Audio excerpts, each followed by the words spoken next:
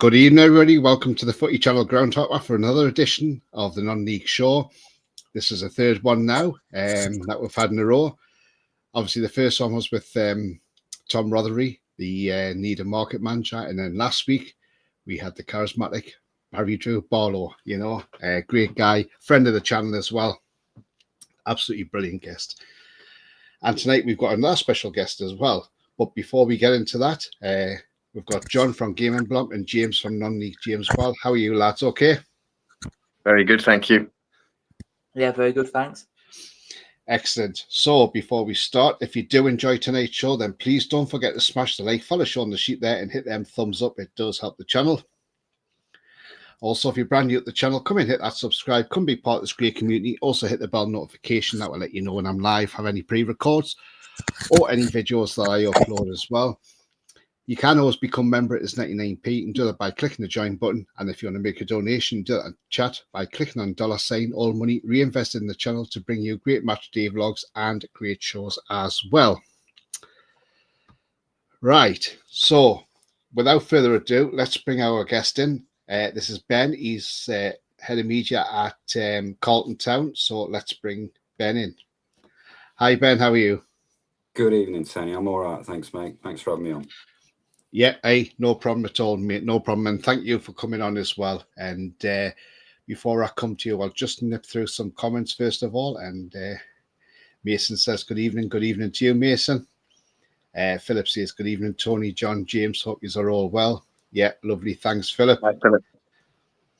Hi. Lewis says, good evening, Tony. Good evening, John. And good evening, James. Good evening, Lewis. Good evening. Evening. No. And he also says good evening to Ben as well, as does Philip. And somebody joining, I gather, because John is stream sharing this as well on his channel. So don't forget to hit the like on John's channel as well. Sam Jones Gaming, hi. How are you all doing in Up the Millers? Up the Millers, love good it. Lads. And WLB says evening all.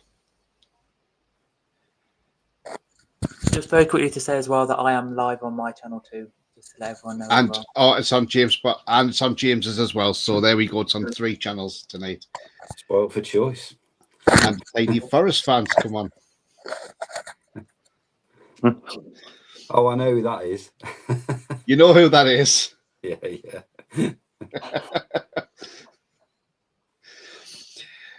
So yes, so as I say, we got Ben on. So I'll come up to you now, Ben. Do you want to explain to everybody what your job is at Carlton Town Football Club and what it entails? Sure. I think anybody who's already heard me speak on other podcasts and stuff, or have heard me say that it's very much an assumed role. I think there's not much official about it, and it was something that it wasn't really being done a couple of seasons ago, and I had the capacity to do it. And the drive to do it, I suppose. The club we had things like the match highlights, and that was pretty much all that they were doing on YouTube when I first started following them, which was back in September of 2021. We got a lateral move the following season across to the MPL East, and that obviously increased the travel costs and costs overall. So one of the first things that had to go was recording games and match highlights. So we just avoided relegation that first season, but the following season was a really, really good season for us. We got to the playoff semi-finals, beaten by Stockton, really good Stockton side. But it was at the end of that season that I just thought, you know what, it's a real shame, because we've had a great season. It was a great squad then, real sort of togetherness between us, the supporters, and the players and the management. But it wasn't really shared. We hadn't really shared that story beyond just the people who were sort of living it. What we did have throughout all of that was Lou, who takes the photos on the match days for us at Carlton. He's still there, and there's Steve and now Neil as well. So there's 3 of them who are taking photos, and he obviously chronicled all of that really good season. and he shares the photos every week. So I had actually a back catalogue of the season, but in pictures. So I was just sort of idly putting them together at the end of that season, put them to a bit of music, and I really enjoyed that process. And I shared it with the fans, and I says, look, it's been a good season, hasn't it? And everybody just really picked up it. And I thought, you know what? I could probably do more than that.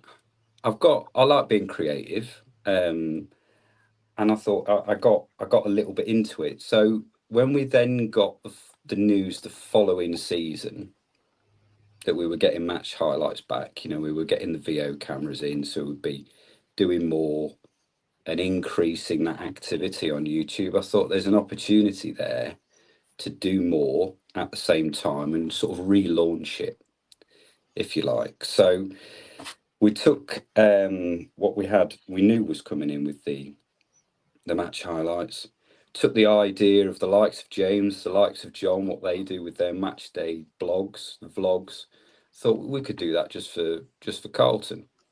So we did a couple of those in that season. We did an away day, so the supporters really helped us out there. They took the cameras on the bus and they recorded sort of everything from the bus journey going up to the ground and the game itself, and then on the way back.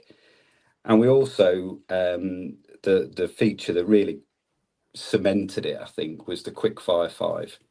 So that's where it was 5 questions that we asked players, managers, supporters of the club, and anybody else really who I could grab hold of. And it was in forums just like Twitter, direct messaging people. I've seen you're into non-league sort of thing. Would you fancy being involved in this initiative? I did that with Jon. And because of the non-league community, and you'll know this yourself, guys, that people were really happy to help out. And we had 50-something episodes we posted every week. And that really energized me. And I loved the whole process. And it really sort of gave me an extra level of insight into the whole non-league community. And it's just built from there, really. So it's there's more of it. We're doing different things this season. But it was really just to relaunch, I suppose, the presence of the club in that platform, because my 4 or 5 years being involved, it's a fantastic place to be. I absolutely love it. The people are fantastic, and they deserve their stories to be heard. So that's all I'm doing, really. Yeah. Oh, absolutely brilliant. That got a thing here from Paul Hazeldine. Hi lads, I help out a club called Bewdley Town Football Club from Worcestershire.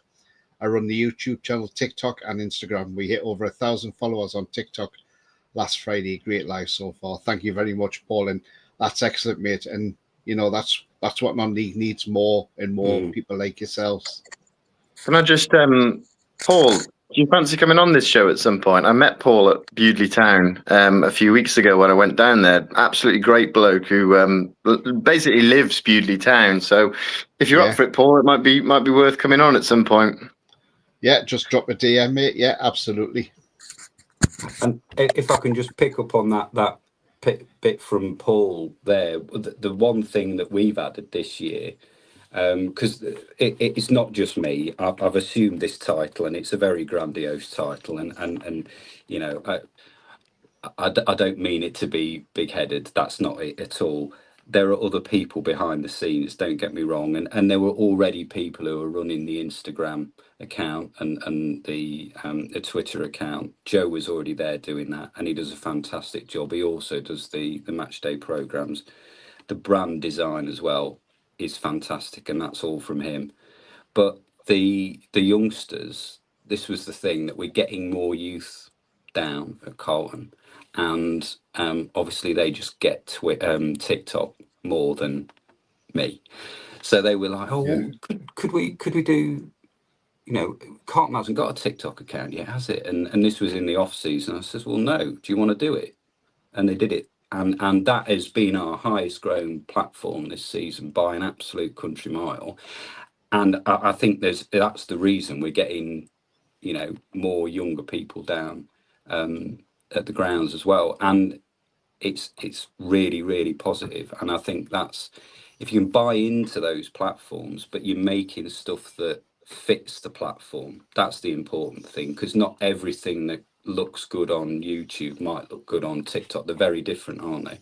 So you kind of you plug into the way of these things working, and the fact that we've got some of the youngsters doing it, you know, they give them that ownership and it's theirs.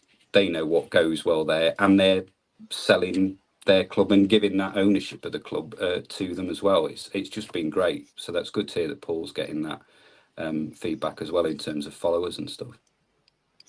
Yeah, there is a lot on the TikTok side of it where the young, like you say, the younger fans, that they're all using TikTok these days. They're all doing their little dance moves or singing or whatever on TikTok. So they're always on that platform, probably more than they are on YouTube, in all fairness. So that, you know, that, but then that's where they can tap into it from there. But then they can go to the YouTube from that as well, you know. Sure. Philip says the Bill Stokeld Stadium's another good non-league ground. It's a brilliant ground. Phil. Yeah, we like it, and it's growing all the time. There's development happening all the time, and again, there's a whole army of volunteers and people who are wanting to make the club grow, and it's little steps, but it's sustained growth, and I think that's probably, from my point of view, I think that's probably really important, rather than, you know, that some clubs go for that boom because they can, and that's fine, but then there's the risk of the bust, and I think ours has been a nice steady growth in my short time there. But it's growth with a real goal. You know, we want to see Carlton at step 3, but when we get there, we want to stay there. So we've got to make sure that the ground's in a good position to be able to do that, and the facilities are there, and the community's growing, and it all sort of working together. Yeah, Scott says it's great to have Ben on about non-league football in Nottingham area with Carlton Town. Oh, thanks, Scott. And yeah, Nottingham, I'll talk about Nottingham non-league as well. Absolutely. It's not just Carlton Town. That's my club, but there's a lot of good stuff happening in Nottingham with non-league. We've got some great clubs, and it's a really competitive. I mean, we should have actually played yesterday in the Not Senior Cup against Hucknall, but the game got postponed because of the weather. But it's a highly competitive cup, and one that certainly as a Carlton fan, I always look to seeing us do well, and know that if we can get into the later rounds, then we've done really well. So it's a good non-league scene in Nottingham. It's good to be part of it. It was a bit of a dilemma, that one for me, Ben, as well, because I love Carlton Town, but I'm also really close with the guys at Hucknall Town as well. So it's a weird one. So I'm hoping that game gets rearranged to a night that I'm able to come down, because it'll be an interesting one. Yeah, I think they're talking about next week, mate. They need to get it played, really, because that's only the second round, isn't it? So they need to get that one done. Yeah. Well, they're holders, aren't they, Hucknall Town? They won it in that ridiculous final last season. 6-all. Yeah. 6-all and penalties. The most incredible game. I mean, there were people, you know, Carlton fans that went to that because it was the final, it was the showpiece, and they're still talking about it now. Really, it was like the most bonkers game of football ever. It wasn't much defending going on, but it was certainly entertaining. Who needs defending? No. Nah. Yeah, Philip says it was a great attendance at Whitby Town last weekend, because a fellow friend of mine, Pete, went there and done a vlog on it, and it was a good game between the Cells and Guiseley. Ended 1-1. Guiseley took the lead, who were struggling against High Fly in Whitby, and it was a 1-1 draw. So Whitby equalised with a cracking free kick. It was a heck of a free kick as well. If you haven't seen it, check it out on PD Proudlock, my friend, and he's got it on there. It's absolutely fantastic. Have to have a look. Mason says, I've got a question for Ben. What was your favourite ground that you visited in the Northeast? That's really difficult for me to say, because I don't tend to do a great deal of away games. But I know as a group, the bus journeys, it's strange. A lot of the fans might say, actually, the really long journeys, the away days, they were really long. But when you listen to some of their quick fire 5 interviews that we did last season, a lot of them were reflecting back and saying, actually, those bus journeys kind of made the trips for us, because you're all together, you're with the players, the managers, and kind of win, lose or draw. That probably helped to build that community up. I suppose for me,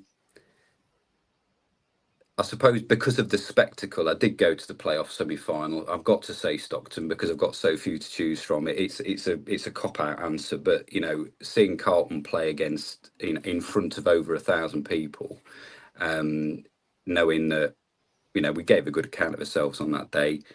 Stockton they're playing in a different league, on a number of levels. It was just a really sort of proud day, I suppose, for me. I've not had a huge, very, very long association with the club, but to see us playing at that sort of level against such a quality outfit and not get totally blown away. We'd actually been there in the league a couple of months before and beaten them, which not many teams had done that year, but we weren't able to replicate it, unfortunately, in that playoff semi-final. And then they went on and played an incredible final. Actually, that playoff final against Dunstan, that was a real goal fest as well. Really exciting game. So, bit of a cop-out answer because I've not got a huge amount to choose from, but I do know that the guys who did go up regularly, there's a lot of great grounds up there and a lot of great clubs. Yeah, absolutely.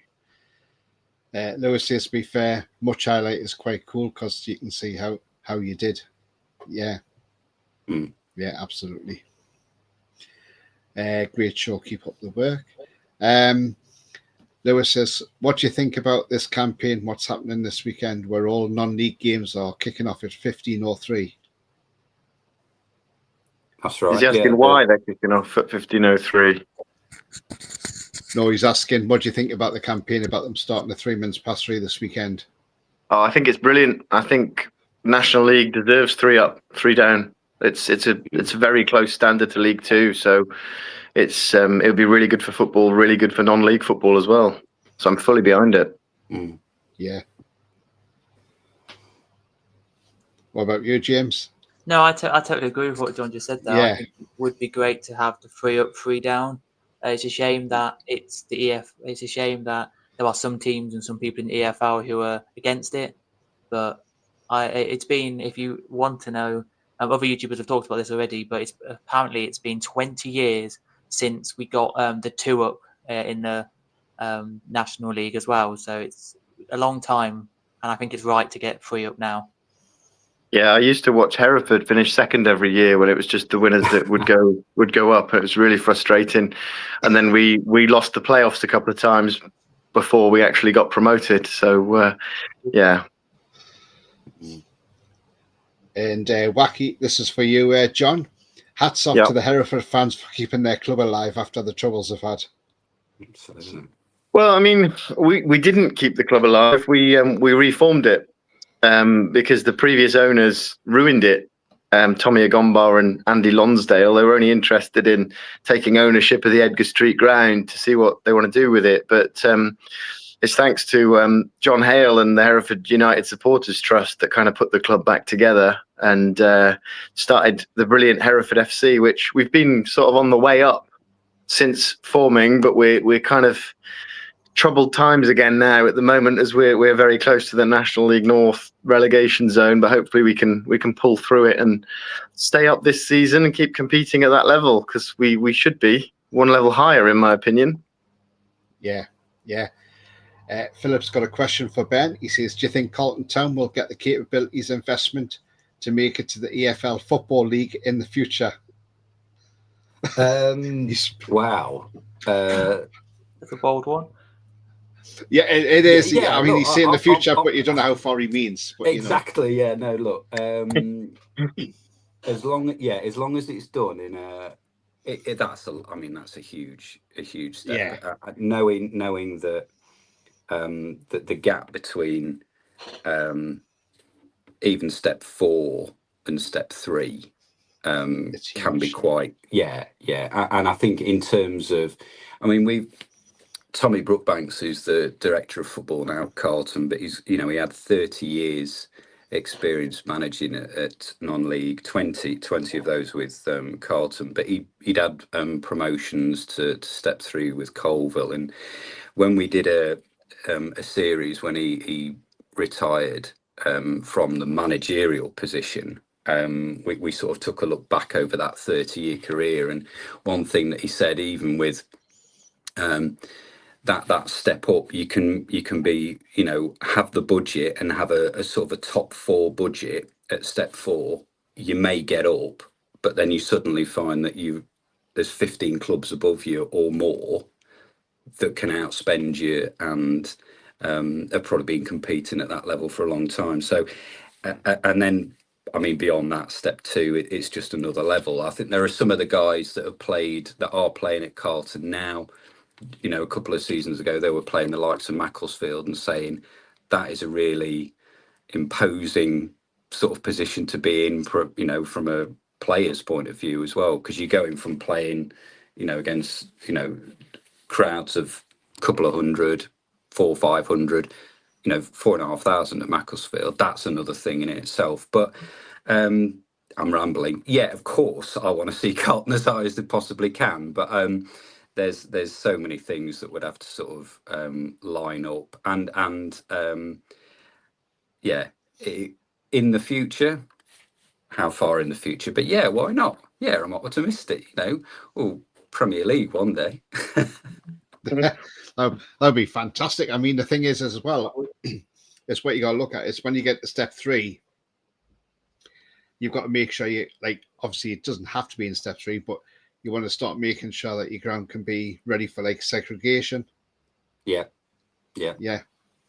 That's it. So it's all those sorts of things that they're starting to already think about, and that's the positive thing. That's being that little bit closer to the committee and seeing that kind of foresight that that they know where they want to get to, but they know what they need when they do get there, and they're starting to put that things in place. And even if that is starting to put a fundraising fund together, knowing that they'll need it, it's not something that can just go, yeah, when we're there, we'll just slap the money on the desk, because it's not there at the moment. And that's probably where you get that it's literal buy-in from all, you know, people that are there, both with the, you know, their actions off the field to make things happen, or bring in a skill set, or it's actually putting a hand in the pocket, which they do obviously every week when they come through the turnstiles, but also when they're asked for an additional, you know, what about this? You know, there's a speaker event, here's another thing, and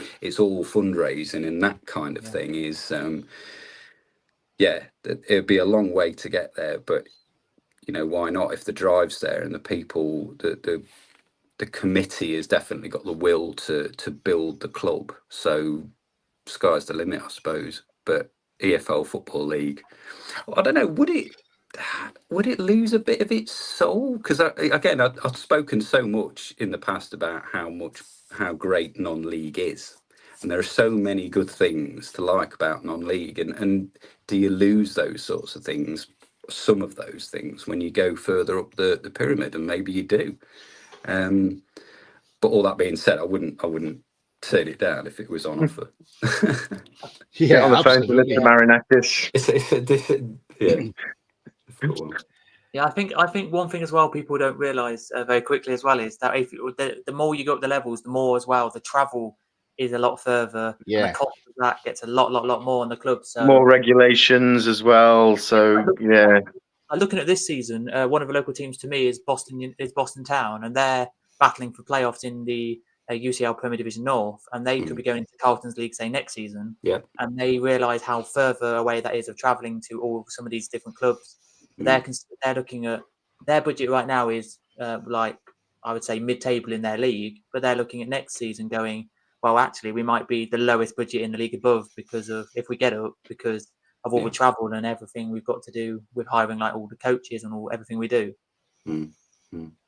Yeah, and that is one of the things why there was an appeal that Carlton, or one of the reasons that Carlton appealed the lateral move from the Midlands, where they finished just outside the playoffs in the 21-22 season into the East, because your travel budget, it's just suddenly gone from something fairly manageable to 10-20 grand more than it was, and it's those sorts of things that you just think, when I tried to explain that to people as a concept in non-league that you can go across and you don't control it, it's really down to what happens elsewhere. There can't be many other situations in life or business where you're in that situation where you're going, all right, we don't actually know what the budget or the spend is going to be next year because we don't know what area of the country we'll be competing in. Absolutely bonkers. How do you plan effectively year on year? It's really difficult. And I think Carlton and obviously Belper, they came back across with us into this Midlands for this season.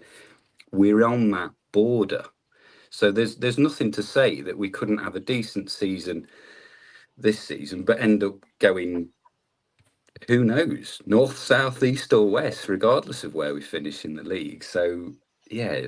It's for the committees out there of non-league clubs, it must be really, really difficult if there's a possibility of you being in that situation to have to, do you start cutting back in season before you don't want to sort of limit where you could end up in that season, do you know what I mean, before you then move on.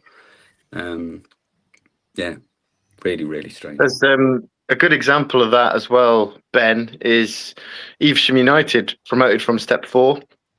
They've got Southern League Premier Division Central, Bromsgrove, Worcester, Halesowen, Redditch, all those teams in the Central. Evesham have been put in South. So instead of playing all the local rivals, they're playing Weymouth and Tiverton and Taunton and teams like that. And obviously there was a big appeal, but they were just the wrong side of the border. Yeah. Their travel must be ridiculous. And when you see how close they are to teams like Worcester and Bromsgrove, it must be infuriating for them. Yeah. Missed out on all those derbies. I bet that was the same for you when you got moved across.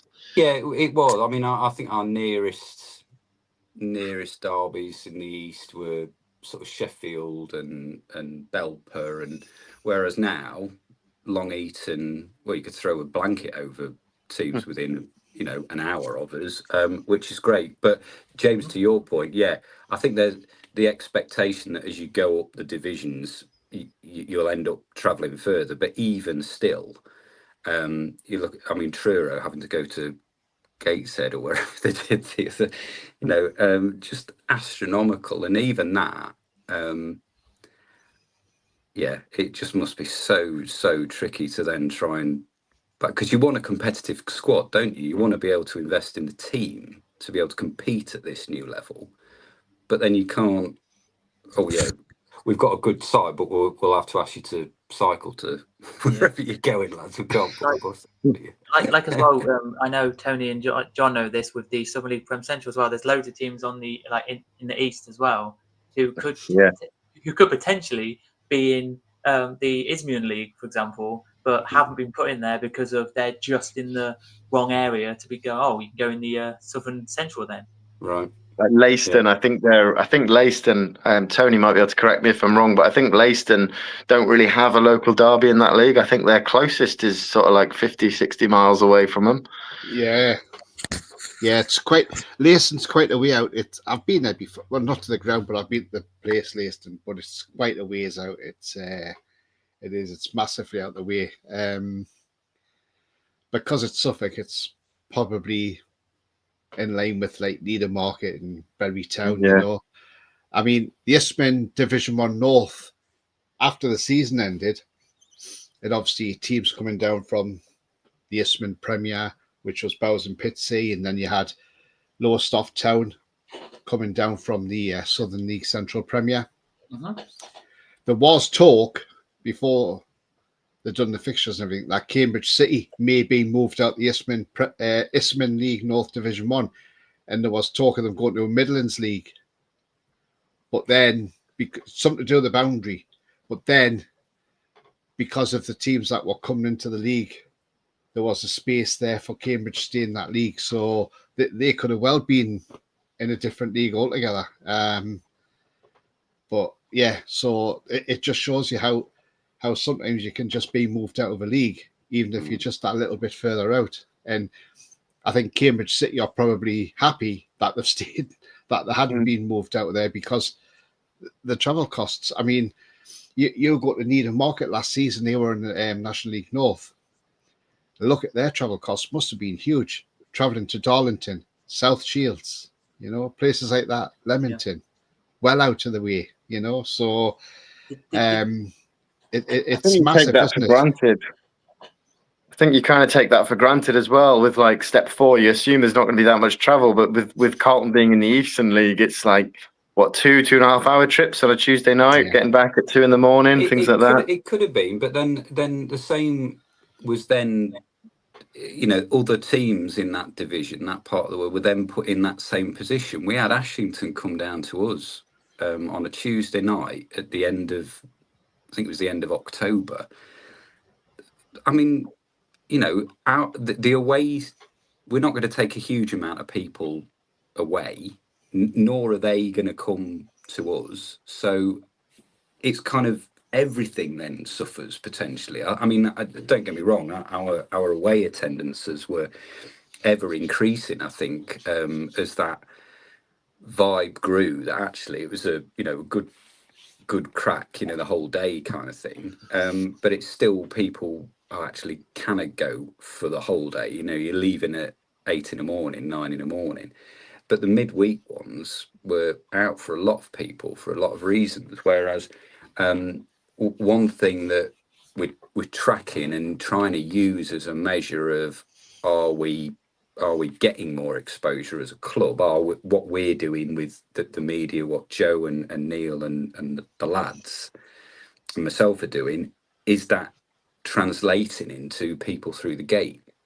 And we've had an immediate bump in a positive direction since we've been in the Midlands. We were growing in those 2 or 3 years in the East, but it's had a huge jump forward, and that's prime. I would say, as much as it is, we're growing our own fan base, because we are, but it will obviously be the fact that it's a much more attractive prospect for away fans to come to us, as it would be for more of our fans to go on away trips in this area now.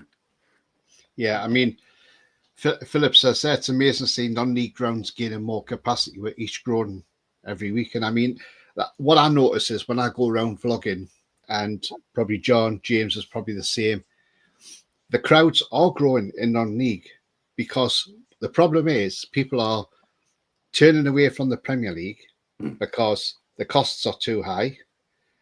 I mean, I'll give you an instance. I went to the last game of the last season when Harlow Town played St Margaret's-Bury, and there was a lot riding on that game because this was like step 6.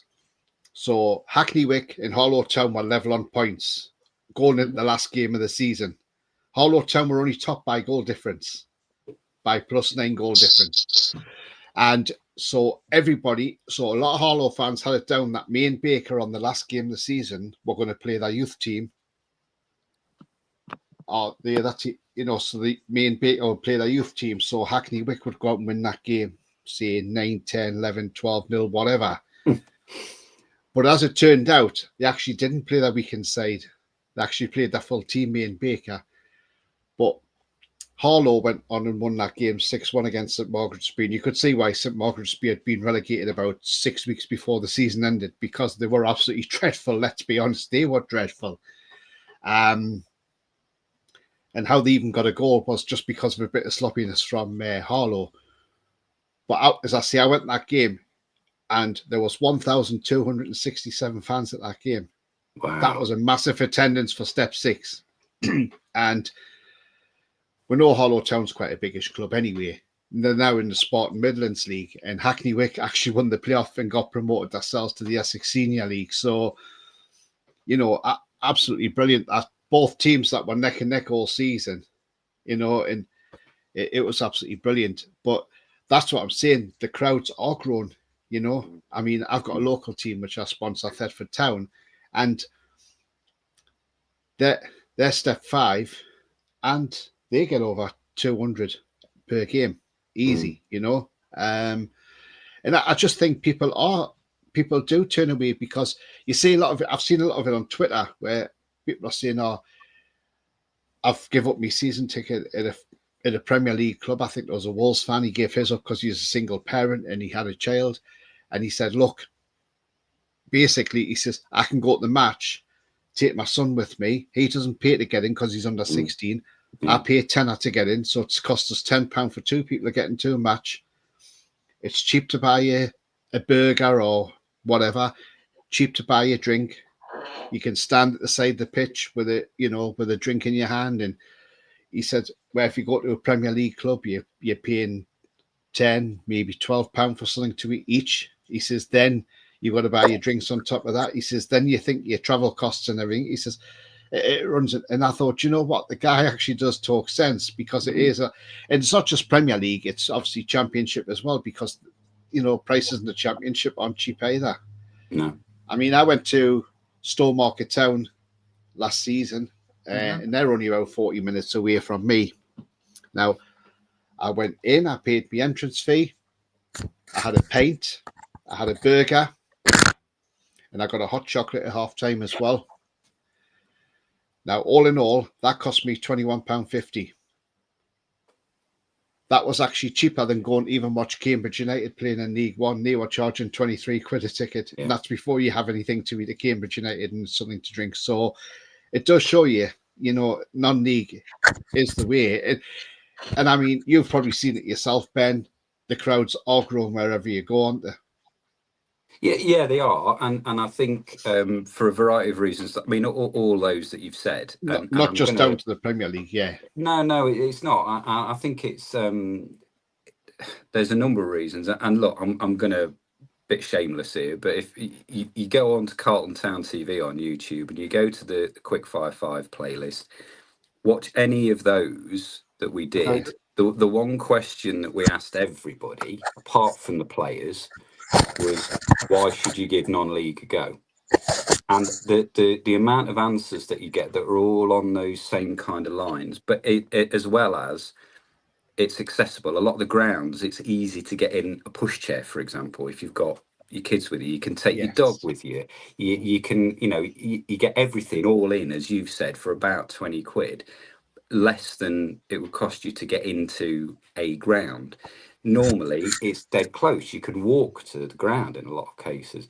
And it's just, there's so many things that came out of that I just thought that's why people come.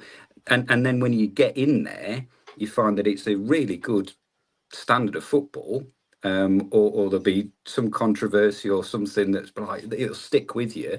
And in most cases, you'll get a really good welcome, and you'll want to go back because there's good good people.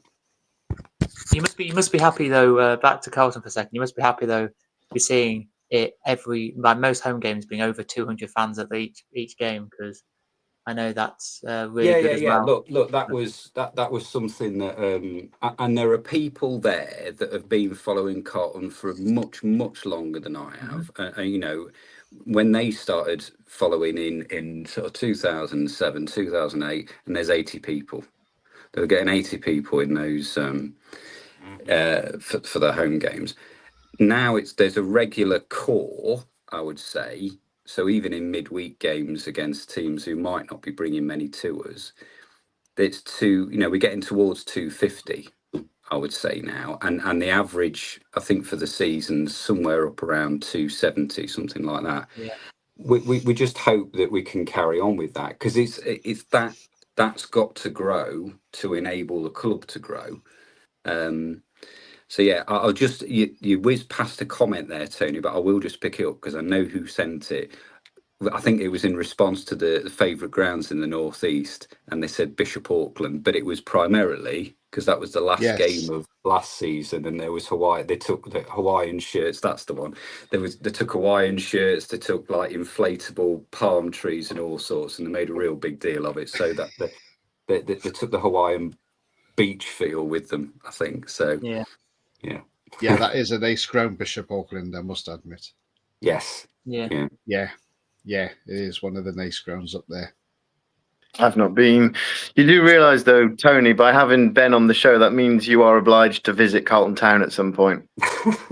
That will have to be on my list. Absolutely. Absolutely. He It will definitely be. You're more should. than welcome, Tony. You should. You're more than welcome. You definitely should. Peter They Wilson are- says, what is your favourite Carlton memory, Ben, and football game in general, but not Carlton? Right. He's put you on the spot there, hasn't he? Football game in general. Football game in general. Yeah, he has really put me on the spot there. I saw. Oh God, no, I can't even think about it. You know what? I tell you what.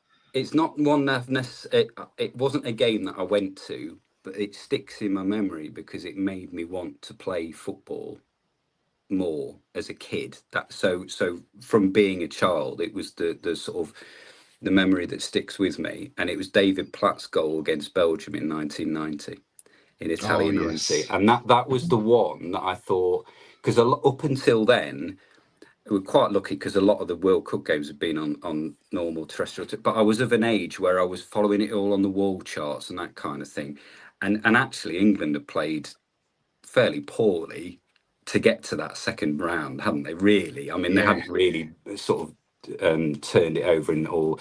It wasn't like they were tearing up trees, and they hadn't played particularly well in that game. But that single little moment, that little Gascoigne free kick, and that volley, I was just thought, my God, you know, that is beautiful, that is quality, and they are, and that's sort of really stuck with me, and yeah, well, I wanted to play football. But the best Carlton memory, again, that's really difficult because I feel like I've been absolutely spoiled in my short time watching them, because they score great goals, they write great stories, great saves. We've got a fantastic keeper, Felix Annan, who made one of the best saves I have ever seen against Concert a couple of years ago. There was no way he should have got to that ball right in the top corner, and he sort of flicked it away with his hand.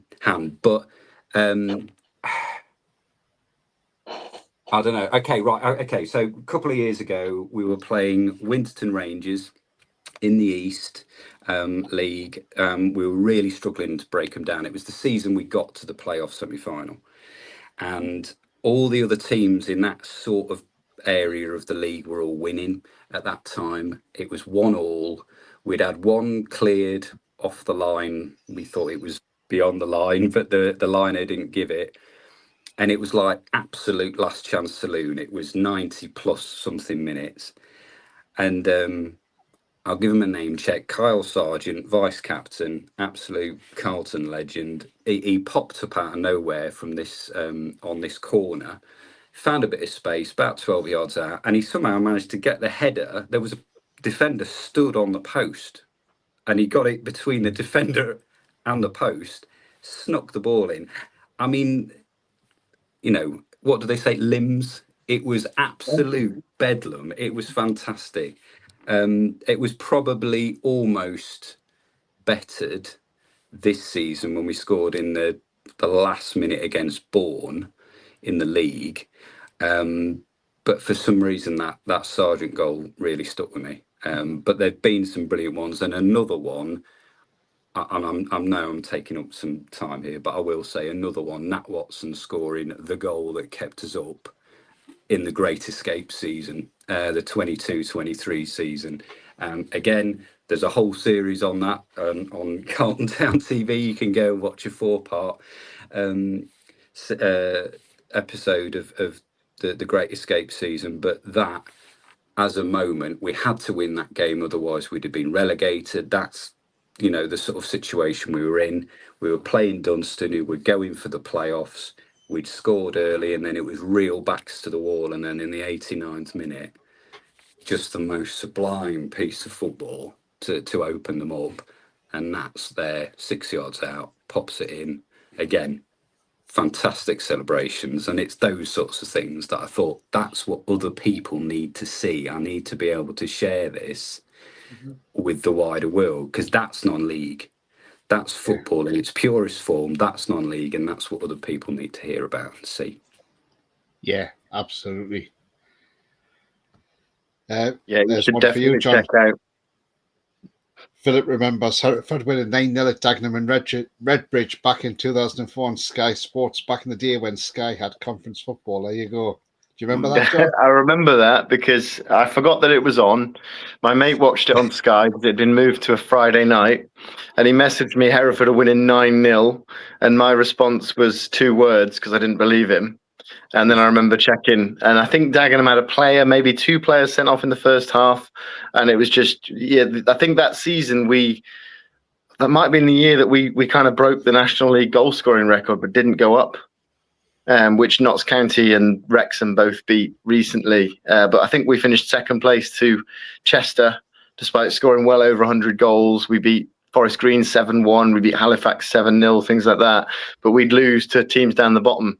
And we fell short by a point in the end. We played Chester on the final day. They were 4 clear. We won on the final day, so we obviously cut the lead, but it wasn't enough. And then we lost in the playoffs to a team that finished 21 points behind us. Mm. So that's typical Hereford, that is. Yeah. Peter's got a question as well. Again, he says to all of us, favourite ground in the Midlands, and then for Ben, not Carlton. So I'll let you guys go first. Well, I think then if I can't pick Carlton. What's your favourite ground, James? I'm trying to think here as well now. Are you? Yeah. What about you, Tony or John? Favourite ground? I'm gonna have to go with Carlton, not just because Ben's here, just because it's round the corner and it's like one of the friendliest clubs you can get to. So to be fair, like I've started ground topping recently, and so I've been to quite a few Nottinghamshire grounds, but I've not really expanded to that many around the Midlands area. But yeah, Carlton is certainly one of the friendliest clubs you'll go to.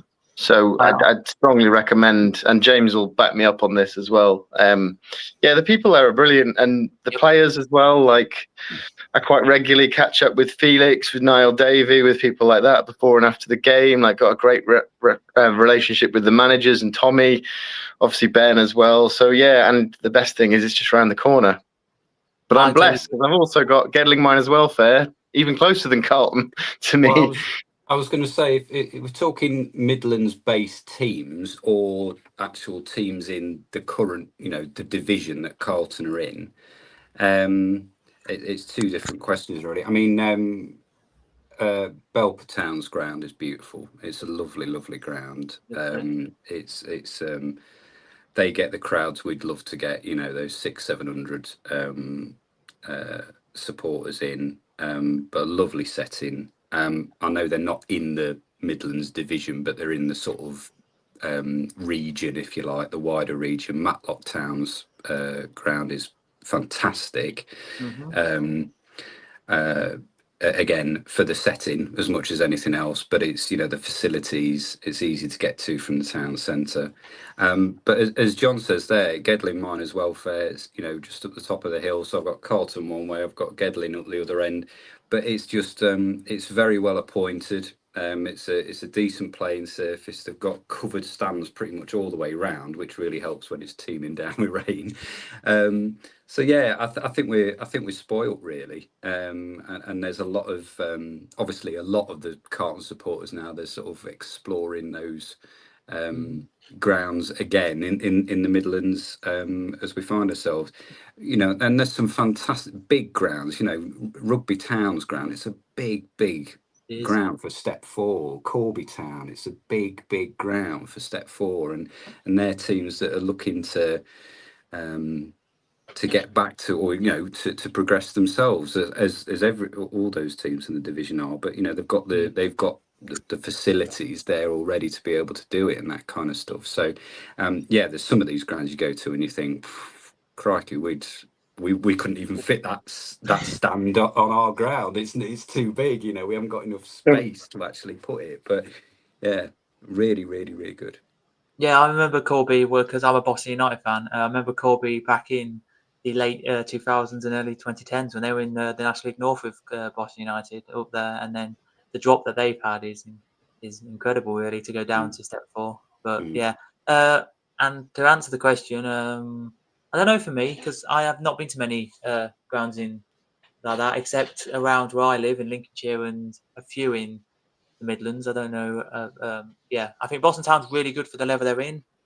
Step 5, it has all stands around 3 sides of ground and then an open side near the clubhouse. So that's really nice. And yeah, I agree with John on this. Carlton is a very friendly place to go. Bourne's good though as well, isn't it, James? Bourne's got a cracking little setup there, and they get really good crowds as well. So I mean, that I think it's their home form that Yes. might keep them.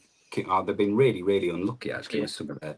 But I thought when we played them, that I thought if they show that sort of tenacity and stuff, and then seeing how they've been in some of the results on the home ground, and that create that atmosphere there, that they might be all right. It's very tight down at the bottom. Yeah, there. it's going to be surprising with Bourne because they got back-to-back promotions. They came up from step 6 to step 5, right, yeah. And then I was at the playoff final with Boston Town, which there was apparently in the ground 1,700 people watching the final, 100 and something from Boston Town, I think it was, and you could just see that they played some really good football, but they were so unlucky that Boston Town were to not go up. They played for the whole match really well, and it was just one mistake in the penalties that cost them. It finished, I believe it finished Boston Town 8-9 to Bourne. So it was a really big penalty shootout on that one. But no, yeah, it's a nice ground. It just personally think, and I'm just saying this as a fan, maybe they need to add something to it to make it probably like sustainable if they're going to stay maybe in the league. But other than that, I think it's all right. I need to comment on a ground I went to on Saturday as well, in terms of Midlands non-league grounds that I was majorly impressed with. That's probably the best non-league stadium I've been to. And I mean, it's not technically theirs. It's a rugby ground. It's Worcester City's Six Ways. What an incredible stadium. And there was a little bit of hostility towards me on social media because I'm a Hereford supporter, but I think it was all kind of friendly banter. But yeah, as a Hereford supporter going to Worcester, I was envious. That Six Ways is incredible. Yeah, it's a rugby stadium though, mate. So. It is. It's not technically theirs, but Look, a nice stadium's a nice stadium. I'm not decrying it, as you say. It's sometimes it's nice to go to those sorts of things as well. Yeah. It's nice also though to go to them very quickly. It's nice also to go to them small little stadiums that are quirky, non-finished stadiums down in the lower steps in like step 4, step 5, step 6 non-league, and see how teams actually play with that with, I don't know, the 50, 60 or 100 fans that are there. It's nice to see them little tiny hidden gems, as we would say. We were at Stamford on Tuesday. I was at Stamford with James. We actually saw like a Carlton Town sticker. So you've obviously played. At Stamford at some point. Stamford. I think they made the playoffs in the season that my first season with Carlton, and then after we'd been moved over to the East, I think they got them promoted up to step 3. Yeah, they won the league, just to let you know, or the playoffs in 22-23.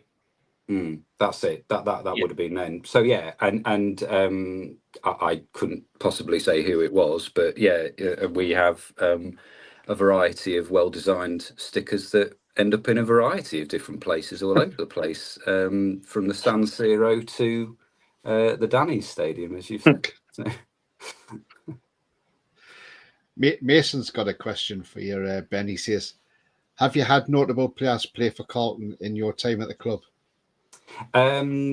Look, they're all notable for their own reasons because they wear the yellow and blue. But Aaron O'Connor, he was there for a couple of seasons. He played at Newport County and various other places. He was a brilliant player. He's at Eastwood community now, but fantastic player, fantastic work ethic. A little bit unlucky with us. I think his second season he got hit with injuries and stuff, but yeah, really, really quality player. It's probably the one that's probably most well known within our own boundaries. Obviously, this season we've signed Ash Chambers. He started off at Leicester. He's represented England. and played at a number of different levels of the non-league pyramid. And has been, well, he was scoring goals for fun up until the last few games. But then we've got, stalwarts of the club. Niall Davey clocked 300 appearances last season, and it's those sorts of things. And what is really good, what I will say about the players and the squad, is that we've got a good nucleus, and they've kept the squad together season on season, adding a few for freshness and stuff. But there's players who have played 200 games, 150 games and more. And that's not that common. It is with some players, individuals, and some clubs, but we don't necessarily have the revolving door that some clubs do. Yeah, WLB mentions that as well. As Chambers is a great player. He's been fantastic this season. He's a real touch of class in front of goal. I love he always seems to have time in the box. He always seems to find space in the box, and that's the mark of a good player. So I need to get him scoring goals again, but he hit the ground running. And what I will say is his goal, I think it was the third goal, he scored against Cleethorpes in the FA Cup when we beat them earlier this season. Absolute class. Go and find that out. It was amazing. That was really good, that goal, that was. I was there for that one. That's right, you were there for that one, mate. Yes. That was your game, wasn't it, that you came for? And we were 2-0 up, and then he got that break. He got a breakaway in the second half, and he chipped the goalkeeper for about 20 yards out. It was fantastic. Absolutely fantastic. And they're like, to beat a team like that as well. I know Cleethorpes only had got up the season before, but to beat a team in the league above still is a big achievement for. Yeah, look, a few months before they beat us 3-0 at our place and won the league on the ground. So we were fantastic that day. We were fantastic.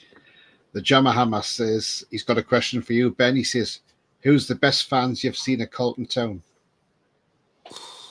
First of all, fantastic name, the Jammer Hammer. I'd love to know the origin of that. At first, I thought it was a Malden and Tiptree fan, but he's not. They've got red and white tops on. Well, red and white strips. I don't know what the origin is, but I know he's a Bristol City supporter. He comes on my channel quite a lot. Okay. Oh, well, maybe. But I don't know what the origin is. Can you elaborate on that, Jammer Hammer, please? What's the origin of that? I think this is a really difficult question. The best fans you've seen at Carlton, Garforth.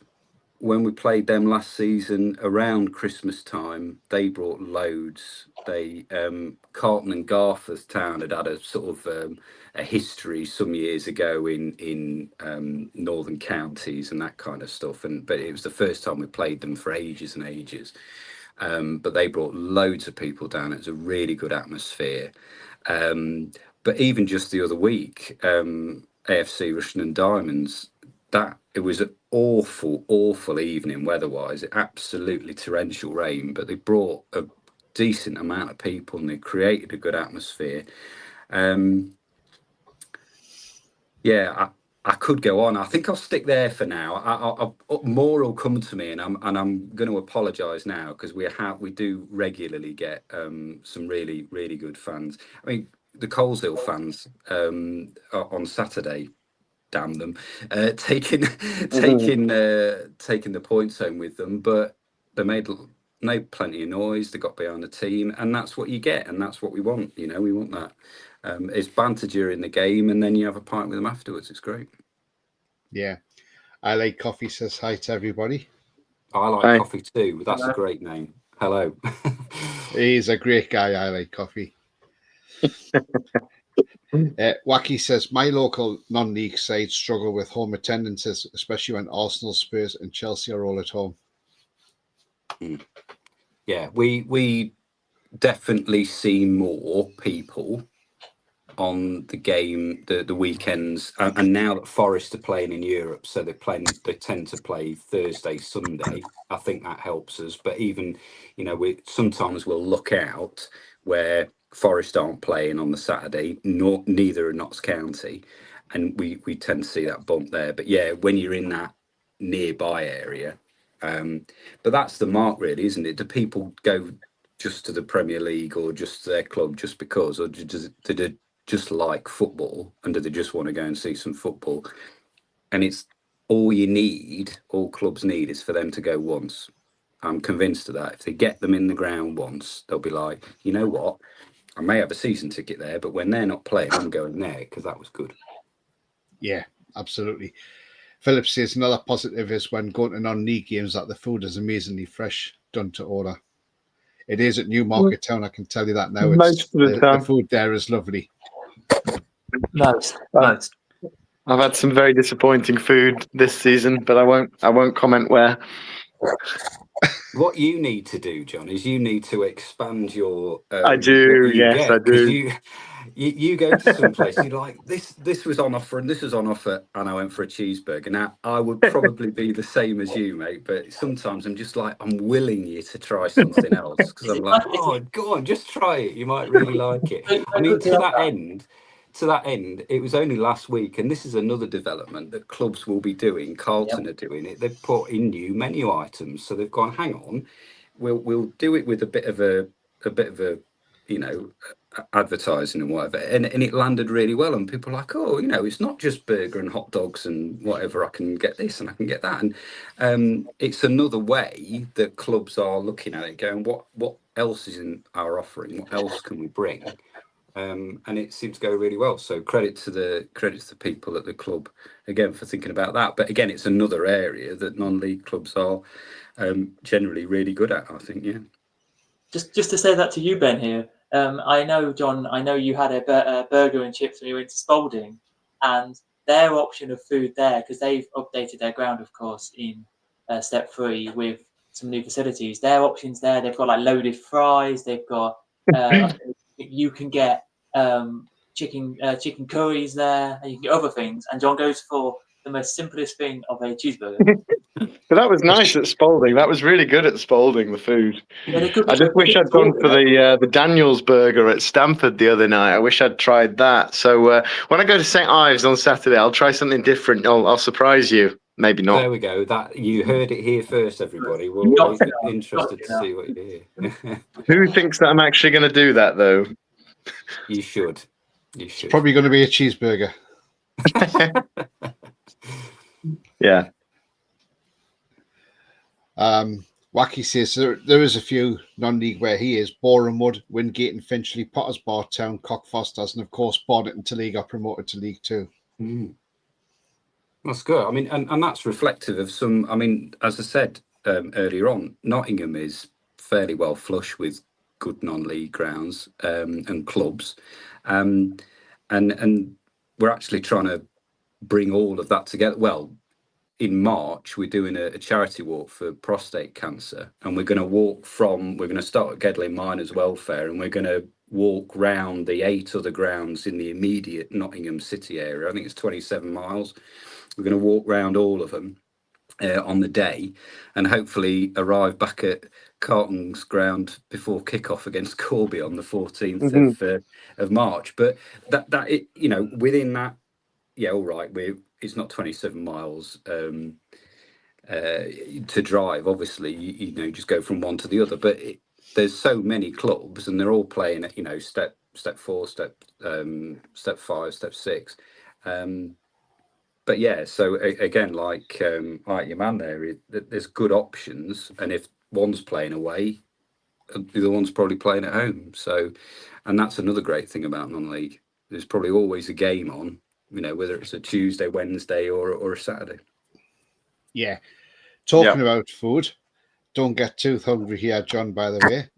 But as I was saying before, Newmarket Town, the food there is, I've got to say, it is absolutely fantastic, the food there. And they're obviously step 4. And but it is cooked order. They give you a little ticket and you stand and you wait, and then they'll call your number out and say, oh, it's ready now. So you go and get it.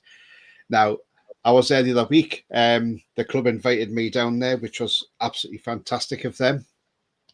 And so I just happened to get myself a bacon cheeseburger for £5.50. And here we go. There it is on screen. Look at that. Oh, that does look nice.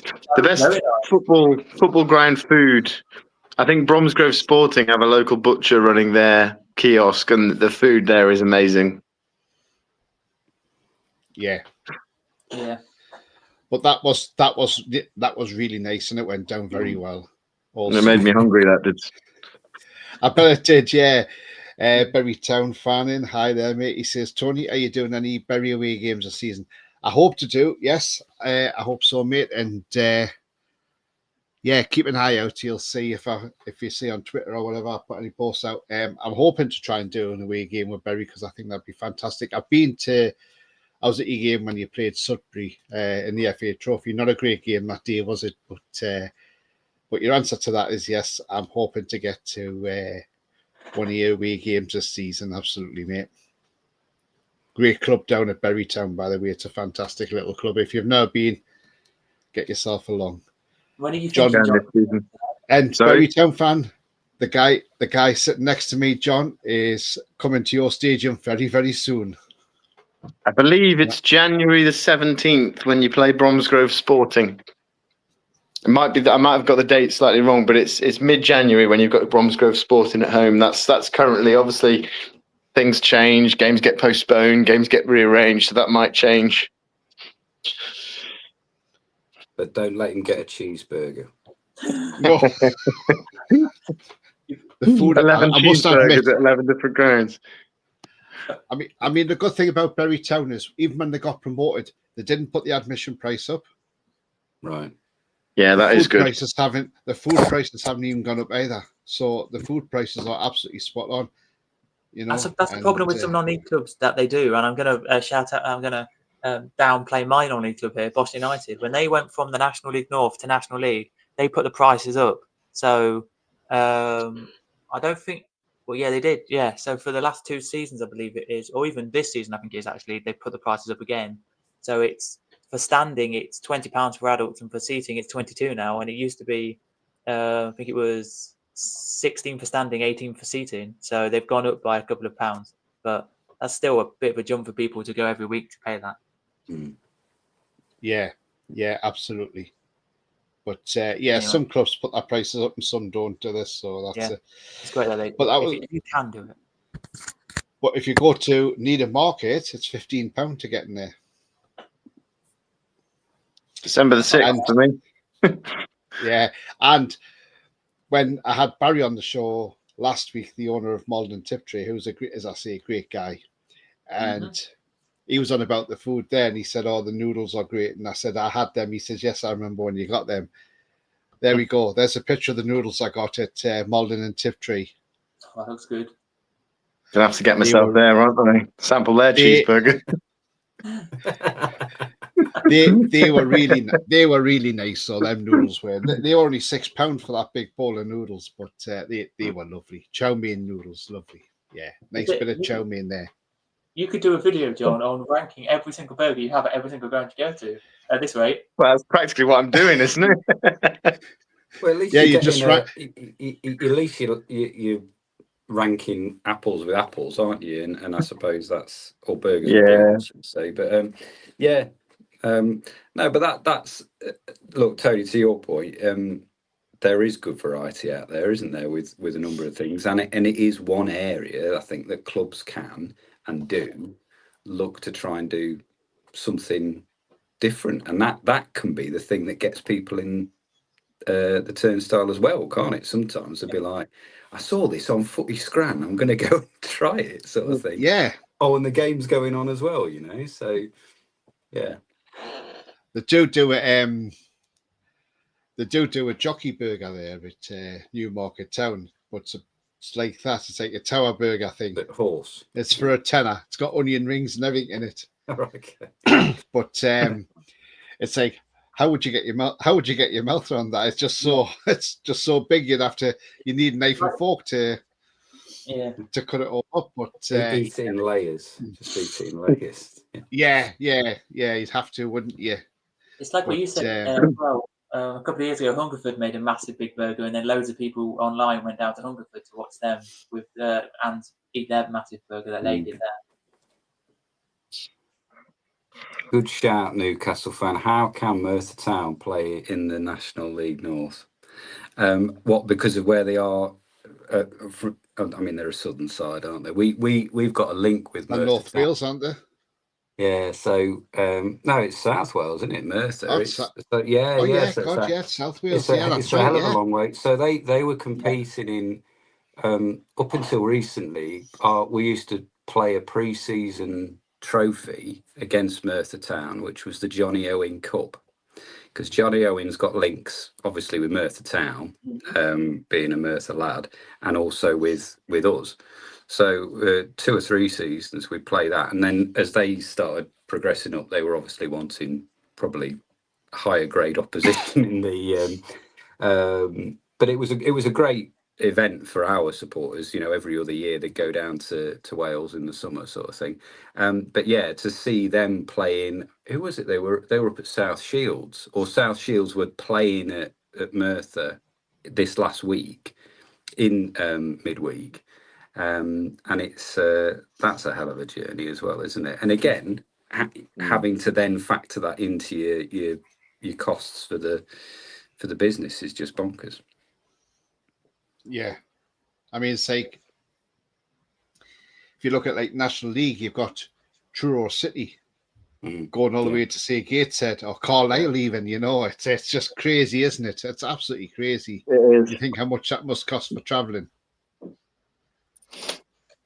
Yeah, Because I saw Truro's there was. either end of Cornwall. That's right. There was one guy, and he said, it was going to be a 9-hour train journey or something, but he fell at the first hurdle because his train from Truro to Plymouth got cancelled, so he had to get a bus from Truro to Plymouth and then get the train from Plymouth to Gateshead with all those stops in between. So yeah, God, such is the dedication. Philip says it's great to see Bury FC slowly on the up, being horribly expelled from the league back in 2019. Again, that was due to an ownership issue, wasn't it? He was just being an absolute prat, wasn't he? Yeah, happens a lot, unfortunately. It does, yeah, absolutely. Philip says Brightonsea Beach was a very nice place, visiting this spring, summer whilst warm and sunny. Brightonsea is lovely. Obviously, that's a ground I've been to a few times, and I've actually got a good friendship with the manager from there as well, Ryan Salter. Salts is a great guy. He was in my intro. He's in my intro actually. So yeah, it's a great little place, Brightonsea. It really is, and it's a lovely little club as well. On the Essex coast, about 11 miles from Clacton it is. But you can't get a train or anything there. You can get a bus there. You'd have to get a train to Clacton and get a bus from Clacton to Brightonsea. But it's a great little ground, great little stadium. And I tell you what, the fans are absolutely terrific. They bring some noise, There might only be 100 of them travel, but they travel well to away grounds, and the Regent Army they're a great bunch of guys, and they do make a lot of noise. I must admit, when I was at the game the other night, Cambridge City versus Newmarket Town, local derby. Newmarket Town brought a good little following because I was talking to the media guy from Newmarket Town, and I mean, when you think that's a Step 4 game, and there was 782 there on a Tuesday night when it was pouring down the rain as well. Yeah, it just shows how much non-league's growing. It does, yeah, it is. It's absolutely on the up. I mean, there's a question I ask everybody, Ben, and I'm going to ask you the same question as well. I obviously asked it to Tom and asked it to Barry last week. In your words, why should, because you get some people out there who doubt, should we really go to a non-league game? Is the football great? People have this stigma, the football's not great, they play high balls and all this sort of thing. Now, the one thing that instantly comes to my mind of saying one reason to go to non-league is you don't have any VAR. Because, but you get some great fans in non-league. And I talk about VAR before I ask you the question, but when I was with I was standing with the Brentwood fans last season at Wroxham when they should have, if they'd won that game, they would have got that promotion guaranteed. And I remember there was and it made me, it still makes me laugh to this day because I still remember the conversation. And so Brentwood went through and scored. and the linesman had his flag up for offside, and they ruled the goal out, so it was back to 2-2. And the guy next to me shouted, "Lino," he says, "we've got VAR." Yeah, he says, "we can show you the replay. He wasn't offside. He's not offside."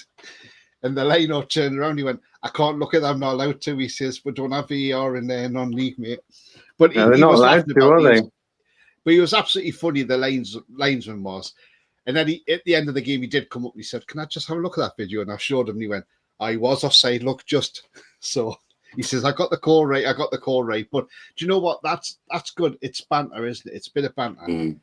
But the Wroxham keeper let himself down that day, I must admit. Because he wasn't very happy with the Brentwood fans in the first half, because they equalised, and then when they scored the second goal to go ahead, and it was a screaming goal, it was about 30 yards out, and Zengo hit it and flew at the top corner. And obviously Brentwood fans were throwing their beer up in the air because they were celebrating. The goalkeeper then complained to the referee that he got wet by a bit of beer. And he said, and so one of the Brentwood coaches had to go around and tell the fans to just calm it down a little bit.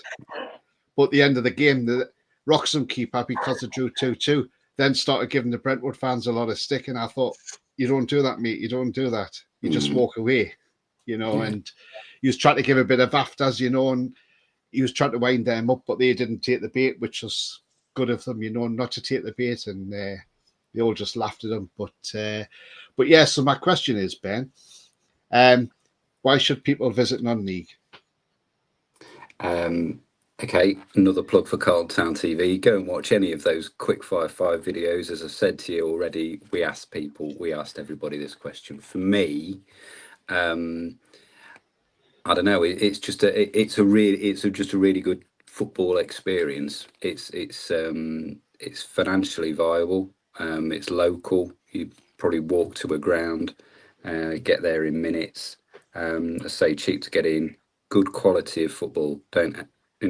Some games might not be the best, but then you see that on the TV anyway. So, but it's right in front of you. It's so close. The action's there, and you get people who are invested in the clubs, and you get into that community, and everybody's pulling in the same direction. And that goes to the players as well. It's just great, and honestly, it's one of those you get people in the door, and they will come back, and they must be doing something right there for me. So yeah, give it a go. Definitely, I did 4 or 5 years ago. I've not looked back.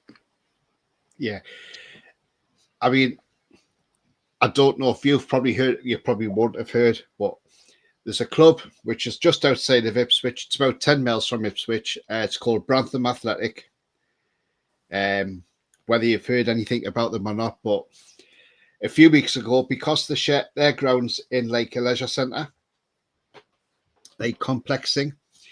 So the Brantham Leisure Centre issued a statement, and the statement is that the ultras who go to the ground, who bring the noise and everything like that, on a midweek game, they are not allowed to bang the drum anymore because the neighbours are complaining. They complain about the swearing coming from the ground. Now, they said on a Saturday, they can't play the drum, but they can't start banging the drum until 2:45 until full time. If they bang the drum before 2:45, it will be taken away altogether and they won't be allowed to have it. Because again, the neighbours are complaining. Now, to me, the way I look at that is, if you want to drive that football club out of business, you're going the right way about it, because eventually the fans will just go. They'll not bother no more. If you took the drum away, they would say, do you know what? What's the point? There's no atmosphere. The fans will leave, and a club without fans won't exist. I mean, I don't know, do you have anybody like that at your place, like Carlton Town, where they bang a drum? Or because I've seen that quite a lot of non-league grounds, and sometimes it's like a 10 or 11-year-old kid banging the drum. And do you know what? I think it brings the atmosphere. It's absolutely fantastic. It really is. Yeah, we up until recently, no, we didn't. We had a youth contingent, but they made their own noise just by hollering at people. But then one of the, I think somebody found a drum actually. They were, going through one of the back rooms. It was like, oh, there's a drum here. So yeah, occasionally it makes an appearance. But again, we're getting more younger people in, as I said earlier, possibly because of TikTok and other things. And you give it to them, and they start beating the hell out of it, and it keeps them going, and it keeps the rest of the supporters going. Which, yeah, that's what you need, and in turn that gets the players going, doesn't it? They're like, yeah, look, they're still with us, and it's yeah, it's sad to hear that, really. Although I suppose from the neighbours' point of view, I mean, most games, even midweek, they'll finish by 10 o'clock, won't they? It's not that bad. Yeah, I mean, the thing is, if you got like Cambridge United, they've got 3,000 fans come out of that ground, and there's houses across the road from there, but you don't hear them complaining. Do you know what I mean? It's like, it's just the way I look at it is, if you live near a football ground, you expect the noise. I live in between two American air bases. Now, I've got the planes coming from my local base at Mildenhall, but then I've got the jets coming from Lakenheath. Sometimes I can't hear the TV on the night time for the jets. But at the end of the day, I choose to live here. I've got to abide by that. I've got to accept that. Yeah. And I accept that. Say me phoning up and saying, oh, I'm sorry, them planes can't take off at 10 o'clock at night because I'm watching the TV. That, and things like that. So that's the way I look at it. If you choose to live near a football ground, you expect to put up with a little bit of noise. Yeah. If you don't want to put up with the noise, don't go move next to a football ground. Go move in the countryside somewhere out the way. Live in the middle of a field somewhere, so you haven't got that noise around you. But yeah, I just, for clubs like Grantham, I just feel sorry for them, and they're going to be back in step 5 next season because they're just not doing well at all. They've only got 2 points so far this season, and they're just getting beat every week. So I think the fans are just enjoying it for the ride that they're in this league for this season. But I think if they took the drum away, I think that would just be absolutely madness. And the fact that they've given them a time limit, they can't bang it until 2:45 on a Saturday afternoon, is just absolutely ridiculous. There's somebody in the neighbourhood watch, won't there, with a stopwatch or watching the clock. Hang on. Yeah. There was a knock there before 1:45. Yeah, it's just as I say, it's just people trying to take the fun out of football, and they should be happy with it because you're bringing people into the local community as well. So if you've got fans coming in to see Carlton Town, you're bringing people from outside coming into Carlton. Yeah. And not only are they spending money at the ground, but they might spend money in the town centre, before a match starts. And, like I was at Lewis at the weekend there, and that's a fabulous ground, by the way. One of the best non-league grounds I've been in, Lewis. And, they've got beach huts in the ground and everything. It's brilliant. And, Brentwood fans went into the local pub there. So, fans are spending money in the town centre, and that's what you want to see when fans come in. If they spend a bit of money in the town centre, it just brings money into the, but if you're going to start telling people they can't do this and can't do that, you're just going to drive people away, and that's just not right, is it? Yeah. I'm going to have to shoot off, Tony, I'm afraid. Yeah, well, we're going to come to the end of this as well. But thank you for coming on, Ben. It's been absolutely brilliant having you on. No problem. It's been a pleasure. Great to talk to you guys. Thank you for coming on, Ben. And I will get up to Carlton Town at some point, yes. You let me know when you're coming, mate. You let me know when you're coming. I certainly will, Ben. You've got to. Yeah. Well, I've seen the pictures of Carlton, and it looks really nice there, the ground. So yes, I have to make that trip because you're sitting top of the league at the moment as well, aren't you? So yeah, we are. They're amassing behind us though, but yeah, we'll That's last question I wanted to ask is, I know we're only just over a third of the way through the season, but do you think you with the squad you've got can continue the way you're going and get the title or get playoffs? Well, yeah, I think so. I think it's going to be really difficult. There's some great teams. We have been on a good run, albeit we lost at the weekend. We need to bounce back away at Mickleover this week. But yeah, that's the hope, that we go on another decent run. get down towards Christmas, see where we are at Christmas. And then, I feel like with a fair wind, I think start of the season we were hoping for playoffs. So if it's more than that, great. But I'd take playoffs as well. So yeah. Wacky says, lads, put your channel's logos on stickers with a QR code and stick them everywhere you go.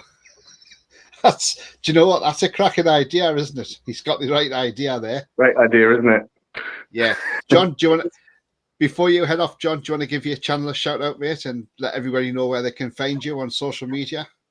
Yeah, absolutely. It's Gaming Blomp. You'll see Carlton Town appearing on there a few times as well. But I just want to say as well, you need to check out Carlton Town TV because there's some good stuff on there. But also, I did in pre-season, I did a bit of work with Ben and Carlton Town. It's called Behind the Scenes at Carlton Town. I believe you put it in the link in the description for your it's in video. The description. So, yeah, it's in the description there, John. So, if people after this want to have a look, they can click the link in there and it'll take them to your video. And it's really good because everyone at the club spoke so well about the club. So it really does give like a great insight into the club. So I think that's probably the video I'm the most proud of as well. So go and give it a look. you're just saying that, mate.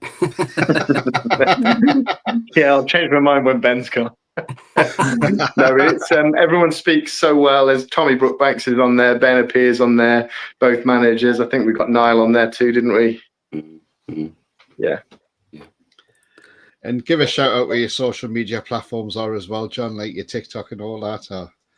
Yeah, it's I'm on TikTok, I'm on Instagram, and obviously Twitter as well. And it's just Gaming Blomp.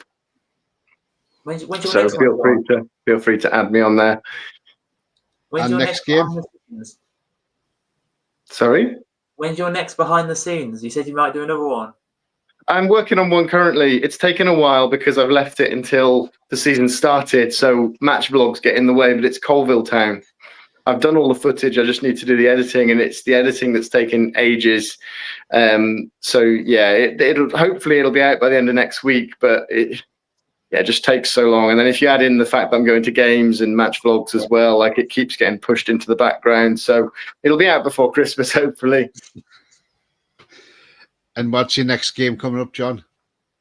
I'm at St. Ives on Saturday for St. Ives Town against Needham Market in the Southern League Premier Central, where I've done half of the grounds. So that'll be ground number 12. And then there's a current poll on Twitter as to whether I go to Banbury United against Bromsgrove or Quorn against Harborough next Tuesday. I think Quorn's winning that. Versus Harborough is winning that one well and truly. I think it is, yeah. But that's fine because Banbury's quite a long way for me to go on a Tuesday night. It's Oxford way, isn't it, Banbury? It is, yeah. So, that's a heck of a way out. Yeah, exactly. So go to Quorn, it's a little bit easier, especially if it's raining as well. Yeah, absolutely. Although there's supposed to be snow coming next week, isn't there? So I hope not. But enjoy St. Ives, John. It's the support. I've heard, I don't know how true it is because I've never been there, but apparently they do great hospitality there. So I don't know, but I think they charge £60 a game or something for hospitality, or £50, something like that. But apparently it's really, really top notch. Apparently, so that's what I've heard. I've never been to St. Ives, even though it's only literally about 50 minutes from me. Yeah, I'll let you know at the weekend. And obviously get a word with Tom as well, another friend of the channel. Absolutely, yeah, absolutely. Yeah. Cheers for coming on, John. Thank you, mate. Thank you. I'll let you go. Thank you. Nice one. Thanks, guys. Thanks for coming on, Ben. Mate. Bye-bye. Cheers. Bye-bye. Owen's got a question for us. He says, James and Ben, maybe beat answer this. What do you think of Michelova FC and Baseford this season? Because he's from Derby. They're both good sides. We play Michelova on Saturday, actually, at their place. It'll be a tough game. They both came down from Step 3, both making a good job. Or they're there or thereabouts. It's so close in that division. We're only 3 points ahead at the top, and then behind us, I think 2 or 3 points goes right down to mid-table. Mickle in that mix, Basford are in that mix. So yeah, they'll be there or thereabouts this at the end of the season. Definitely, two good sides. Yeah, they were very good. Both teams were when we saw them in the early on in the season. So it was me and John went to Basford to watch them against Mickle. And yeah, two very good sides. Mickle 2-0 up in the first half, in the first 30 minutes, and then literally last 15 minutes, Basford got back into it and tried to get a second to equalise. It was a little too late at that point, and it's a shame, but for Basford that they didn't get the equaliser, but Mickle were deserving of the points. And we spoke to a Mickle fan there, and he said what they want this season is to try and battle for playoffs to get back up to where they should be. He says in step 3. So, Tiny Forest fan says, "What Ben? What happened? Can you tell us about the Carlton night, music night that happened on Halloween?" Yeah, very, very quickly then, because I'm going to have to shoot shortly. But we, one of the community things that they've started doing, again, it's another fan-led thing. They basically had Friday night, opened up the clubhouse. You could take your own records. You could do a 15-minute set, play some records. They had a live band on, and hopefully that's going to be the start of a regular music event. The Shed End presents. Hopefully every month, where they might not have a band every month, but there'll be the regular thing of bringing your own records, and again, it's just trying to get people down to the ground initially, and sort of building the community, and then hopefully they'll then come back to the match days. Yeah, so it's good initiative, that one. Yeah. That's absolutely fantastic. And Mason says he remembers Mickle played South Shields in 2021. Right, I'm going to have to go, guys, if that's all right. I'm going to have to duck out. But yeah, that's absolutely fine. Do you want to give a shout out for Carlton Town TV, Ben? I think I've done that quite a lot, Tony, but I will do it just one more time. So YouTube, Carlton Town TV, but then we're also on Twitter, CTFC 1904 is the official one, or Carlton Fans. We're on Instagram, just search Carlton Town. You'll find us on there, and then on TikTok, Carlton Town Official. So yeah, lots going on, lots of energy, and we just want to spread the word. That's the idea. Yeah, absolutely. Great. Thanks for coming on, Ben. It's been absolutely fantastic. Thank you, Thanks, mate. Appreciate it. Thank Let you. me know when you're coming down, and I will do, mate. Okay. Yep, I'll DM you. No Cheers, problem. James. Thank you. Thanks. Bye-bye. Bye-bye. But yeah, that was absolutely fantastic from Ben tonight there, and some great questions came in as well, and some fantastic. Sorry, I couldn't get through all the comments, but we got through most of the ones that we could, and there was plenty of questions there for Ben. Who's coming on next week's show? We don't know yet, but we will certainly. You just have to keep your eyes peeled for that one. And great show, says Lewis. Thanks very much, Lewis. Anthony Bell says, "Good show, guys. Non-league gets in your blood. If it's not local, it means more to myself and community. Boston till I die." When's the next show, Guy?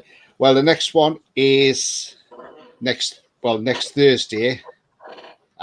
So we are working on a new guest to get on for next week. So this is the third one in a row we've done now, and it's it's going well. You enjoying it, James? Yeah, very good shows. Sadly, I couldn't make it last week, but very enjoyed listening back to that one. It was a very good listen, and he speaks well. And same tonight, Ben speaks really well and gives you a fan perspective as a fan who's helping out with the club on how to and how he runs the socials over at Carlton and the journey they've been on. I mean, yeah, Ben was absolutely fantastic tonight. As I said, don't forget to check out Carlton Town TV, as he said, on YouTube. Have a look at some of the stuff they've got on there, which is absolutely brilliant. And also, like he says, they're on Twitter, TikTok. TikTok is probably their best platform at the moment, like he said, because you got the youngsters on there. So, yeah, it's going well. But before we wrap up. James, give yourself a shout out, mate. Shout out your channel and shout out all your socials that you have on you. Yes, okay then. So I, as you can see by the name, actually is there where my hand is. There we go. So it's Non-League James Boyle is my name. Starting on Saturday is a brand new series on my channel. And I can confirm, by the way, we have a manager already lined up to talk to me as well. I can, so that's really good as well. It is the Lincoln United manager, Scott Halliwell. He'll be coming on to talk about Lincoln. Well, one of the managing staff anyway will be talking about the team. So yeah, the series is promoting non-league football in Lincolnshire. So what I'll be doing is going to every corner of Lincolnshire. So going to teams like Spalding, all the way up to Boston United and Boston and Scunthorpe, of course, and also going down as far as Sleaford Town and Holbeach and stuff like that on the show, on the series. My socials, if you want to know very quickly, are as I say, on YouTube it's Non-League James Boyle. It's James_Boyle on Twitter, and it's J_Boyle on Instagram. And then I do have TikTok, which is Non-League James Boyle too. Yeah. So there you go. And so yes, the next game, if you want to know as well, Tony, is against a team up in the northeast. So it is. I'll tell you where they are in the league if you want.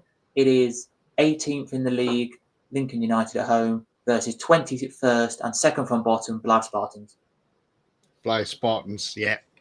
They're a club in trouble. They're in real trouble. I mean, and bottom, and very quickly to tell you, Tony, bottom of the league of Blythe Town. So there you go. Oh God! So they're both in the relegation zone.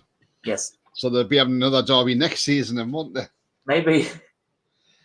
It's unbelievable when you think. But if you think about Blythe Spartans, if you go back to 2009, they were in the FA Cup third round playing Blackburn Rovers at Croft Park and only lost 1-0. You know, so it just shows you how far they've actually fallen. But I think that a lot of that was down to the ownership at the club as well. And I know last season those fans there not happy at all. They voiced their opinions, and the club just dropped. And and Lewis is just saying, I didn't realise they both play in the same league. Yeah, they do, Lewis. Yeah. So if there's a chance, Lewis, you can get to a Blythe derby. Get yourself to Blythe, mate. It's only up the road from Newcastle. You know where it is. Just get yourself there. Get to Croft Park and go and watch Spartans versus Town. That'll be a cracking game. It really will. So just to tell you, by the way, it is 12 points Blythe Town at the bottom. Blythe Spartans above them on 13. And then Lincoln United just above relegation are on 17 points.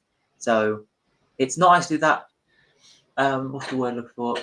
Unrealistic for them to maybe not be in the relegation zone, one of them. But that's where I'll be on Saturday, and the manager's agreed to do an interview with me, so that's good for the series. Yeah, and what about you, Tony? Where are you going next?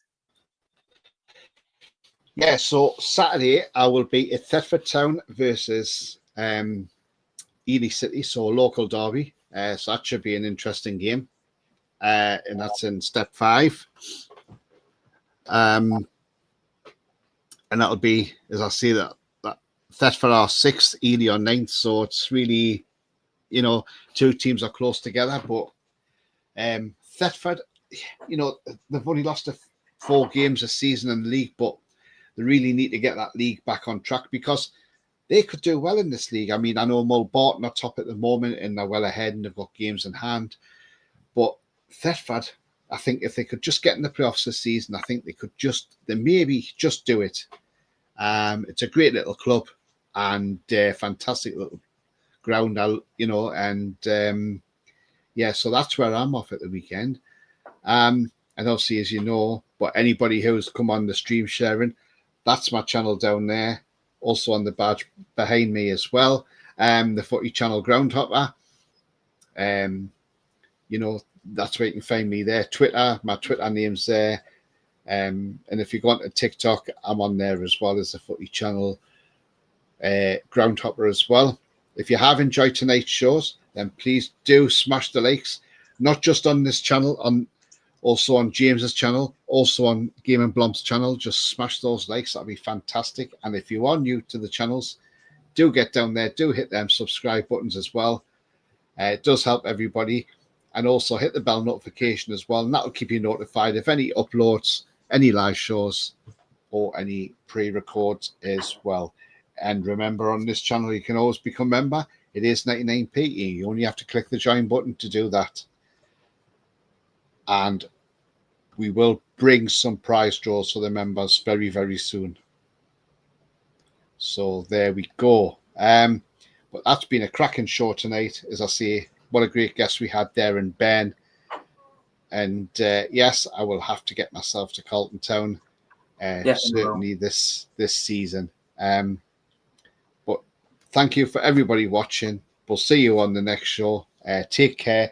It's absolutely pouring down the rain here. It's been raining for about the last hour and a bit. It's absolutely starting off the roof. I can hear it. It's not very nice at all. I'm not going out in this weather, thank goodness, until tomorrow. So hopefully it's gone by tomorrow morning. But yeah. Hey, you got it as well, have you? No, I don't have rain here, but I No. hope it stops with you tomorrow. For tomorrow. Lewis says, to be fair, it's a cracking show. It's nice to see different suspects on non-league aspects on non-league. I think that's what he means. Yeah, absolutely. I know I had to walk home from work in the rain, says Jay. Oh God, not nice at all, mate, is it? Yeah. Did you have the same, Tony, on Tuesday where it poured it down with rain and you had to just watch the football in the absolute pouring rain? I did that, I was under the stand though, so I was all right. Yeah, I kind of made a decision in the second half. I'll go and stand behind the goal that Stamford are scoring in, and guess what? It's an open end, so I had to stand in the rain. Yeah, I stayed under the stand, so I was fine there. Yeah, that's a good thing with Cambridge City, though. All our stands are covered. that's a ground you need to get to as well. Yeah, on my list of grounds that you've been talking about, one of them is Cambridge City, and another ones to go back to is Carlton. So I need to definitely do them. Yeah, absolutely. So, guys, that's it. We're finished from here. But thank you for watching, and don't log off yet because the outro is very, very good as well. So enjoy the outro when we go. Thank you for watching. See you all on the next one. Bye-bye for now. Bye. Once again,